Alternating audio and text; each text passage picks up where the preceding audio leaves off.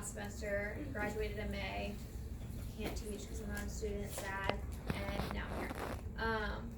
So I help out when I can, do review sessions during the week. This will be my last review for the semester. I will also be holding 2 hours of the session for you guys to review your finals. You'll get more information about that later if you haven't gotten that yet. But anyway, so gonna go over the exam format. Gonna go over your chance for extra credit. Not much, but every point counts.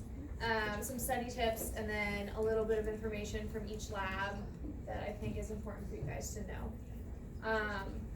So your TA has hopefully gone over this with you. Your format, so it's 125 questions. This is 25 more questions than you're used to. These 25 questions are added on to the application section. This means you'll have an additional 25 minutes to complete this section, so you still have a minute per question. You still have 50 ID sections, or questions. So the exam is 50% cumulative. A lot of people freak out about this. Yes, it's more information, so something to freak out about. But the information from labs 1 through 6 is going to be very general information.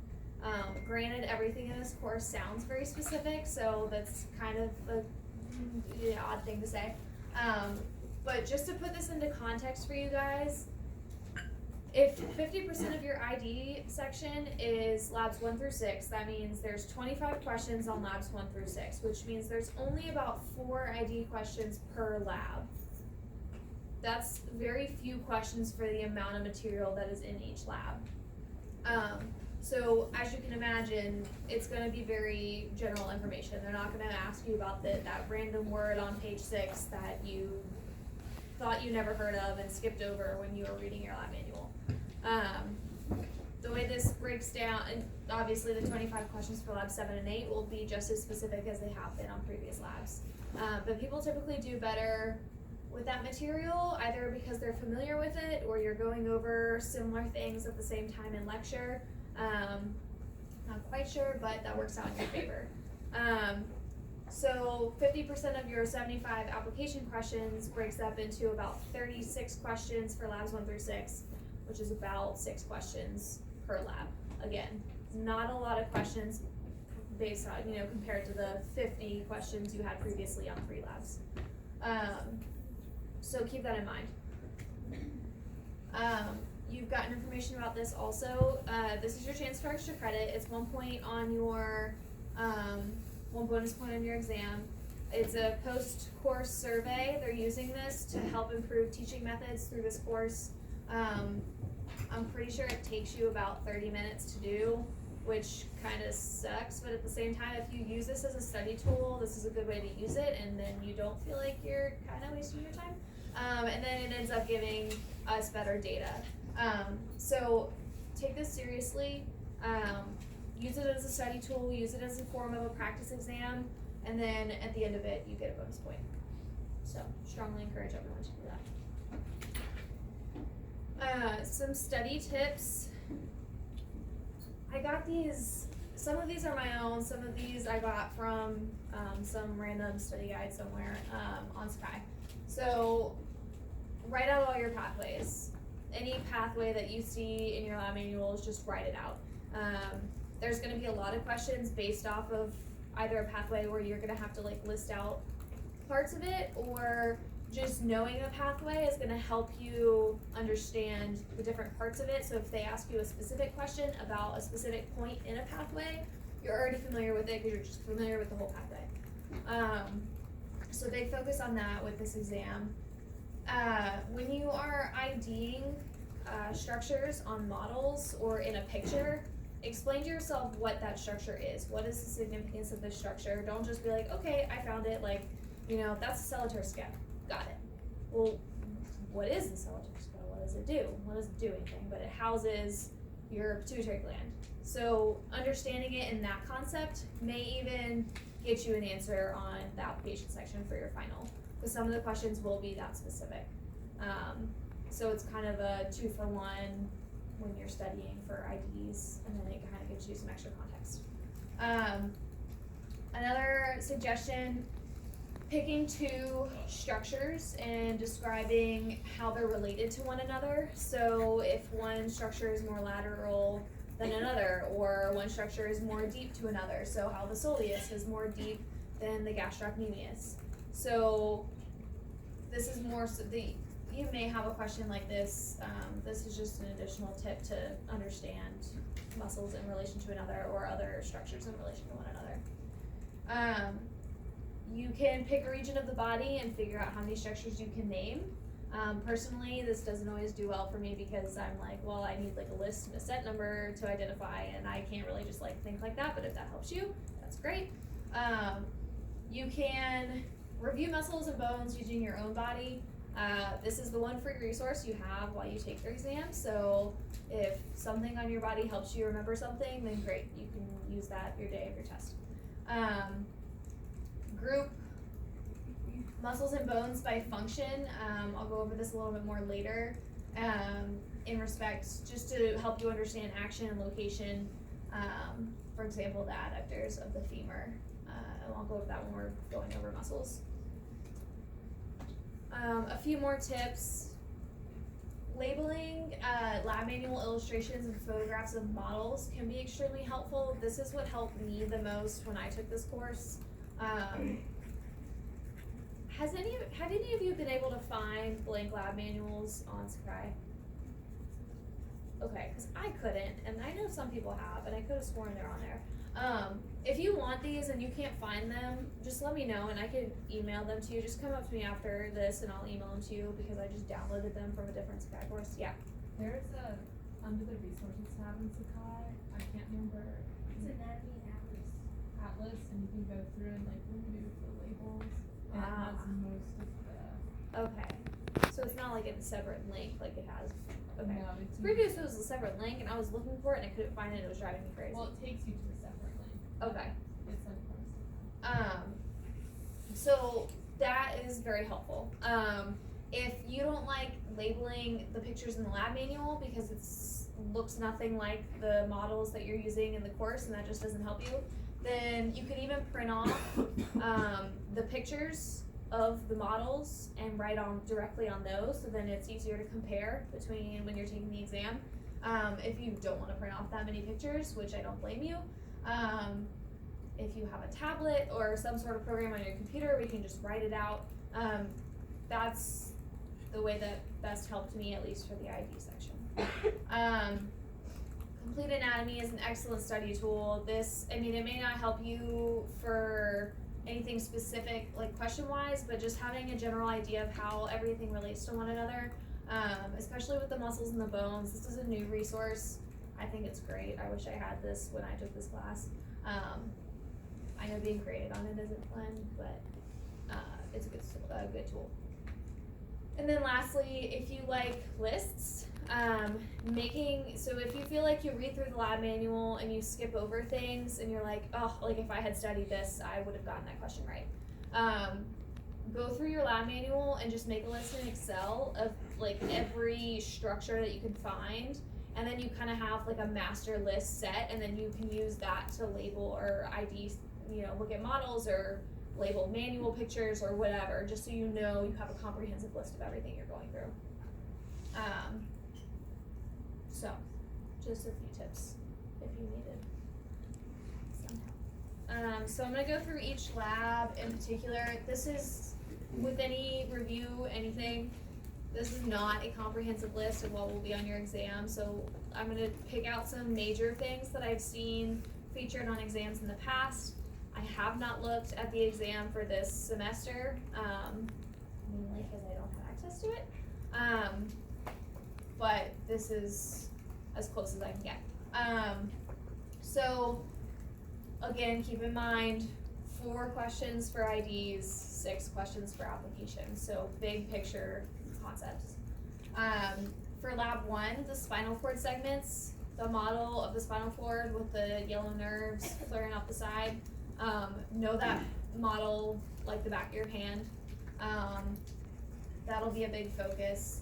your sensory and motor pathways, the bane of your existence when you start this lab, know these very well. I'm sure there will be a question in some way, shape, or form relating to this. And then just understanding the difference between a spinothalamic tract and your corticospinal tract.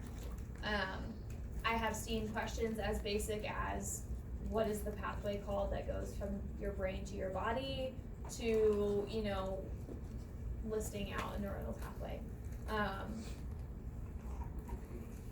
With that being said, they're not all gonna be very hard, but you will have those easy ones in there, so just understand like the major differences between these concepts. Just for some practice, we'll go through a pathway. So if you are kicking a soccer ball, is this a pathway from your body to your brain, or from your brain to your body? Brain to body. So what are you gonna start with? What part of your brain? Primary motor cortex, because you're performing a motor function. And then you're gonna go down the spinal cord, down white or gray matter? Why? Okay. And so which horn are we gonna go into for a motor function? Right, ventral horn. Why not visceral horn? Or lateral horn? Just gave you the answer. And then into which root? Why? With motor. And then from the ventral root to which ramus? Ventral ramus, because you're going to a limb. And then what's one further structure that we can go because we're going to a limb? Lumbosacral plexus. If we want to be really fancy, what muscle could we use for this pathway? If you're going to kick a soccer ball, so it's going to be extending your leg or knee. Yeah, so any of the quad muscles. I don't think you're going to have a question like that, but that's just a good example of connecting labs. Any questions on lab 1 in particular? Great. Feels like a long time ago, right? Lab 2, another pathway. So the cerebrospinal fluid pathway, that picture came directly from your lab manual. All these pictures did. So knowing that thoroughly, not only understanding the pathway, but being able to identify those structures on a cross-section of a brain, and again, understanding what the significance is. So if you had to point where the cerebral aqueduct was, between what ventricles would you find it? Between the 3rd and 4th, yes. So not only would you need to be able to find that on it, so be like, oh, I know that's cerebral aqueduct. Be like, okay, well, what is that? It's the pathway for, or the canal for cerebrospinal fluid to flow from the 3rd to 4th ventricle. Of course, you will need to know the major structures in the brain. There's really not much more to that, at least for your ID sections. Knowing the different lobes and their major sensory components would be a good thing to know. You're definitely going to have to know your cranial nerves. It's likely not going to be a question like, what does cranial nerve 6 do? It'll likely be questions that you've seen recently with cranial nerve innervating a certain muscle, because that's, again, another overlap between labs. So these never go away. Any questions on lab 2? No, great. Lab 3. So your axial skeleton, definitely know the distinguishing features of different vertebrae. So for example, the dens is specific to what vertebrae? C2.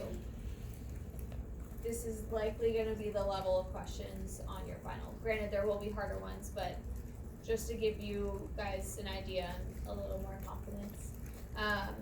And so the dens on C2 allows you to do what? With your head, right, to rotate your head.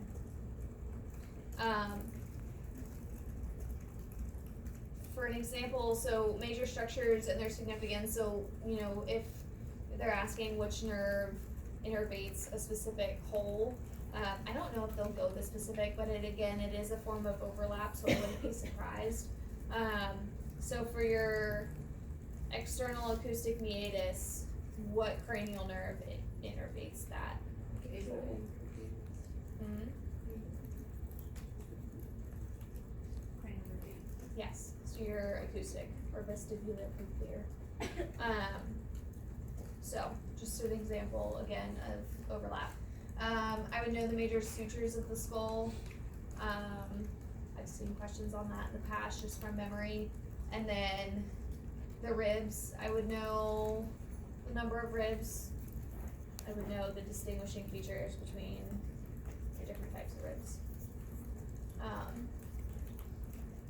The slide that this came from with the major list, or the list of all the structures on the skull that you need to know, that would be a good list to make sure you can mark off just at least for the ID section. But any questions for lab 3 in particular? Great. Questions? Okay. Lab 4. So this was your appendicular skeleton. Most people are not a fan, just like everything else on exam 2. Know the major joints and the bones that make up those joints. Know its function. I doubt you can know, by knowing its function, you'll likely know how many movements it has.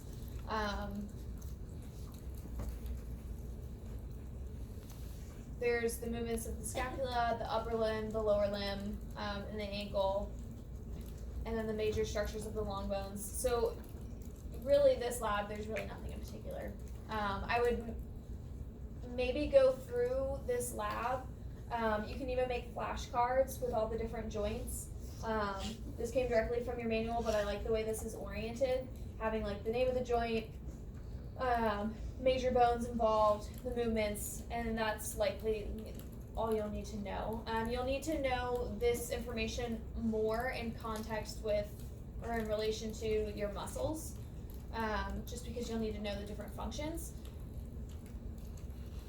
Going into this, we'll just go right into 5 and 6. You will need to know function of muscles on your exam. I have told some people in the past that you did not need to know origins and insertions, and I kind of fibbed a little bit because you haven't in the past. You don't need to know all of them, but you do need to know the ones that are common among multiple muscles. So for example, the flexors of your forearm and the extensors of your forearm, they all have the same, or two origins there.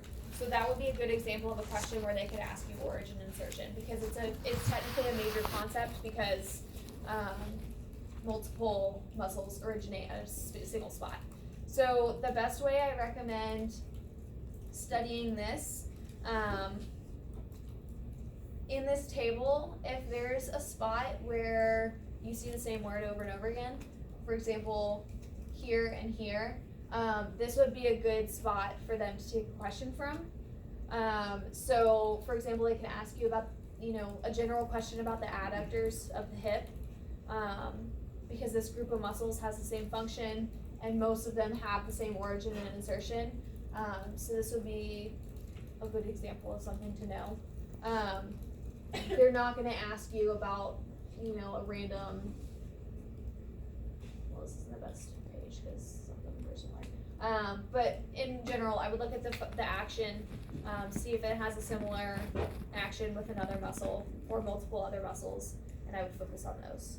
I only took the tables from the lower limb, but I would definitely know the origins of the muscles of your forearm, which most of you likely have memorized by now anyway.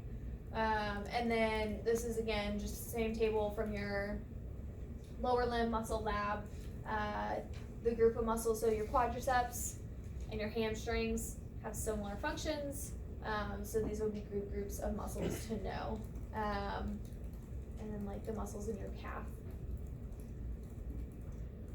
I wish I could tell you that you didn't have to know origins and insertions at all. I think it's a little mean actually, but you do need to know them.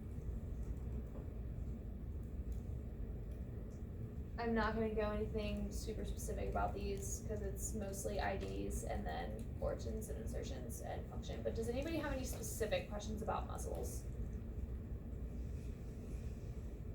Again, this is still, we're still on labs 1 through 6. That means 4 ID questions. So it's likely going to be major muscles that they're asking you, not that tiny little random one on your arm. And 6 application questions. So it'll likely be on, there might be 1 question asking about origin insertion, or maybe 2 max. And then a couple questions on function, and this is technically overlap with lab 4, so it's kind of hitting all of them in 1. So it's not that many questions. If you really just don't want to study this at all ever again, that's only 6 questions on your final. That's less than a point each. I've definitely done this when I took this class before. I was like, yeah, well, that's not gonna happen. So if you really just want to focus on everything else and make sure you get that right, that's a great strategy too. I didn't say that though. But again, if you think you can handle like just adding an extra thing to your plate, great. If this is gonna freak you out and you're just gonna stress about it, then just don't worry about it, because it's really not gonna be that many points in your exam. I would mostly focus on function, or even just movements of the skeleton, and that might even just get you an answer to a question in general. Sound good? Great.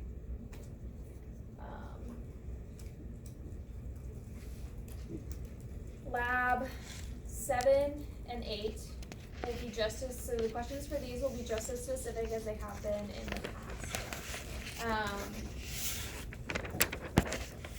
Again, typically people don't mind lab 7 and 8 because it's either you're familiar with the structures, or because you guys have gone over cardiovascular in the lecture, right? And have you gone into reproductive systems yet? No. Okay. Bummer. But at least cardiovascular you should be relatively familiar with. So pig hearts. Has everyone seen pig hearts in lab? I hope so, because they're on your final. In the past, they have had 2 stations and 4 questions total on pig hearts. I don't know if that's going to change. I doubt it will, because it's always been this way. It's typically 2 questions on the full heart and 2 questions on the half heart. These are going to be very, very, very basic questions, like aorta versus pulmonary trunk. Hopefully, by the time you guys take this exam, you know the difference between these 2. And these should be relatively 3 points for you guys. On the cross-section, some things you can see very easily, the interventricular septum. They could ask you something about the left ventricle versus the right ventricle, because the left ventricle wall is thicker. I was going to ask you a question about that, but I just did not set that up right. Why is the left ventricle's wall thicker than the right? Because it pumps to the whole body. Because you're pumping blood to the whole body rather than just to the lungs. So that could be a question they could ask, because you could just look at the cross section and be like, okay, that's the left side because it's bigger. So it's something quick that you can identify, and basic. I don't know what else they would ask for that. I might have just given you the 4 answers to my question for those sections, but I don't know what they're going to ask this year, but they've asked that in the past. The apex of the heart, an auricle of an atrium, very basic questions. So don't, if you're worrying about this, don't. They would ask us about the auricle. Isn't that really small, the auricle? Not particularly. It looks really weird on the pig heart. Like, you definitely know like what it is. I'll put that it's, you know, a little, what's the word? I want to say flappy, but it's like ridgy and like it looks like an ear on the atrium, literally. But they've asked that in the past. And they make it very specific at what they're pointing to. They don't use stickers, they use these pins with the sticker on the top of the pin, and then they just like stick it in the part that they want you to identify. Besides pig hearts, again, lab 7 and 8 are very pathway heavy. Because of this, they're likely not gonna just ask you like to label out the pathways, and likely not gonna be like a blank question. But being familiar with this pathway will hand you a number of questions on the exam. So we're gonna go through the pathway of blood through the heart to the body into the lungs on the next slide. But also you need to know pathway of air all the way from your nose to the tertiary bronchi. Include, you know, your sinuses and the parts of your pharynx. Make sure you're familiar with the branching of the aorta up top and in your abdomen. Know your thoracic cavity divisions, the different linings. Again, like it's going to be just as specific as the past, so I can't really bullet out every page in your lab manual, but these are some major parts. Big thing with Lab 7 that is different from in the past, you do need to distinguish right versus left. This is because there are typically two on either side of the same thing, and they're completely different structures, which technically is the same explanation for bones, but anyway, you need to know right versus left. If there's only one of something, like your brachiocephalic artery, don't say left or right, because there's only one. I don't know if they've counted off for this in the past, but just make sure if you're saying right or left, it's because there's two. You're not just saying right or left. Yeah, that's a big part. So we're gonna go ahead and do blood pathway. I'm gonna make it talk a little bit.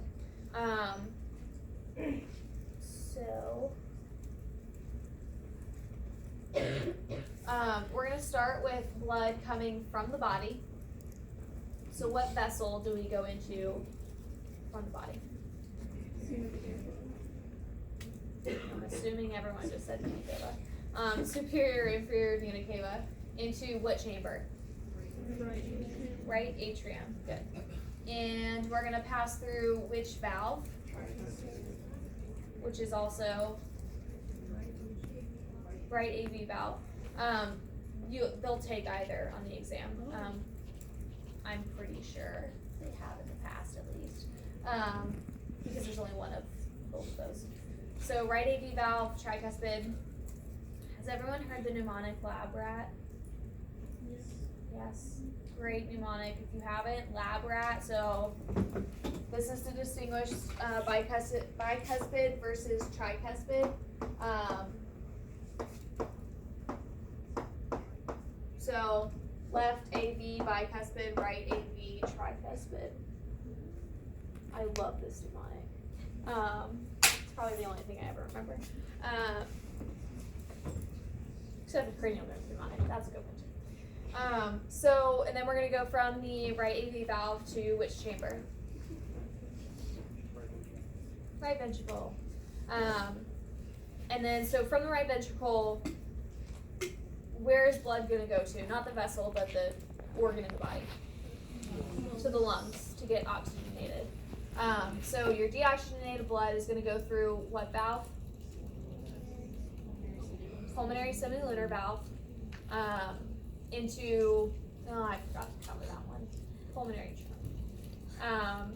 To the lungs. And then we're going to go from the lungs to where? Pulmonary veins. I like to distinguish arteries and veins. Arteries go away from the heart. I'm sure you probably heard that also. Veins to the heart. And then we're going to go into what chamber from the pulmonary veins? Left atrium. And then into what valve? Bicuspid valve, left AV valve. And then into what chamber? left ventricle, oh, there we go. And then into which valve? Aortic semilunar valve into your aorta to the body. So right there in that simple pathway that you can, write out in just a couple minutes, maybe even less than that, you just went through all the chambers of the heart, the major vessels of the heart, the major valves of the heart, well, all the valves of the heart, just in a couple minutes. So if they were to ask you any questions specifically about one part of this, you should be able to, recognize what part of the pathway and answer whatever question about it. Does anybody have any questions about this pathway? No. Great. Again, don't forget your right and left. Very important. Okay. More pathways, yay! Lab 8. So there's a lot going on in Lab 8. Digestion and reproduction, both for male and female. And urine, just a lot. But usually people are relatively familiar with some parts of this, at least. I was a nutrition major, so digestion was totally my favorite part about this entire lab. So you definitely need to know all of those pathways. Again, maybe not to be able to write them out for one question, but to just to be familiar with each aspect of that pathway. Especially with urine, they're likely not going to ask you about the urine pathway, but just to at least become familiar with the kidneys and ureters and bladder, etc. Knowing the vasculature of the abdominal organs is important. Knowing what part of the aorta it's coming off of, what branch of the aorta it's going through, and to what organ of interest is the blood going to. So for example, the, let's just do like the celiac artery. What section of the aorta is it called that the celiac artery comes off of? The abdominal aorta. That was kind of an easy question, I wasn't trying to trick you. So then the celiac artery is what numbered branch off of the abdominal aorta? It's the first one. And then this is going to go to which organs/organs of interest? Just give me a couple. Yeah, the stomach, the liver. And typically these branches are going to be in the same order as your organs go in order, like through your abdomen. So as long as you know the general area of the organs in your stomach, then you can usually figure out which branch is going to which. And also, in which case, some of them just have the organ of interest in the name. You should know your accessory organs and their part in digestion, again, because these can be specific questions. You'll need to know like the function of the liver, you'll need to know the function of the gallbladder, pancreas. What does the gallbladder do? Stores bile. What organ makes bile? Liver. Good. You'll need to know the specific parts of the liver. Definitely know the different ducts, arteries, hepatic veins. You'll need to know the peritoneum and the lining of the internal organs. They love asking the question of like kidneys in relation to the abdominal cavity and how they're like retroperitoneal because they're behind the peritoneum. They don't specifically lay that out in your lab manual, but they do talk about the peritoneal space, so I wouldn't be surprised if they kept that question. You will need to know, so some people have asked me in peer mentoring if you need to know your quadrants. So I have seen questions mentioning the quadrants, but it's more like if you're having pain in the right lower quadrant, is organ A, B, or C gonna be likely affected? And they'll list like 3 organs in your upper quadrants and then your appendix. So like in general, just know which organs are where, and they'll ask like relatively blatant questions about that. It's our like right and left quadrants, right? Yes. So like right on you and left on you. So yeah. not like looking at a person. What else? There are certain names of like structures of a specific organ, for example, fundus and body. Make sure you're mentioning which organ you're talking about, if you need to. For example, because there are a fundus and a body to both the stomach and the uterus, so those are very different organs. Definitely mention which one you're talking about. Again, there's just a lot going on in this lab, so I would just know all of it. But I'm going to go through the pathway for egg and sperm, and then if you guys have any questions about anything, we'll go up that. But, so, we're going to do the egg pathway first. Where are we going to start? Ovaries. The ovaries. I kind of love the ovaries. Work? Oh, I gave away. And so when the ovary releases an egg, what happens? Fibria sweep it. Which is really cool, because you think it's just like pushed into it, but no, it just floats around. Picks it up. I just love really cool. Body's an interesting place. And then from the fibria, we're going to what part of the fallopian tube? Infundibulum. To which part? The ampulla. To which part? Isthmus. I don't like that word. And then we're going to the what? Uterus. What are the different parts of the uterus? Fundus in the body. Where's the fundus? At the top, and the body is body.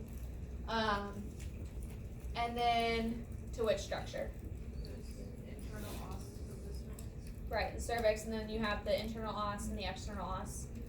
The internal os is on the inside, the external os is on the outside. And then last structure. The vagina, yes. People get really uncomfortable when we talk about these labs, and they're just gonna like get that blood. Now we're gonna, so any questions on the egg pathway? Everyone understand? Yes. What are like the three muscles again? Like the outside, like the nerve. So there's your endometrium, your myometrium. And what's the last one? Parametrium. That sounds right. Yes, parametrium. Those prefixes, man. And which part of those is shed during the menstrual cycle? Endometrium. That's an example of a question you can get. Let's see. I would definitely know the significance of all of those. Yes, guys are much more complicated if I heard that correctly. So we're just gonna go through the whole thing. Pull up my cheat sheet. So I'm gonna start from the very beginning, which is what? Seminiferous tubules, yes. And then where are we gonna go? Rete testes, which are those little, I don't think you actually have to identify this on a model in lab because they're very odd looking, but if you got a better model, then you probably do. But anyway,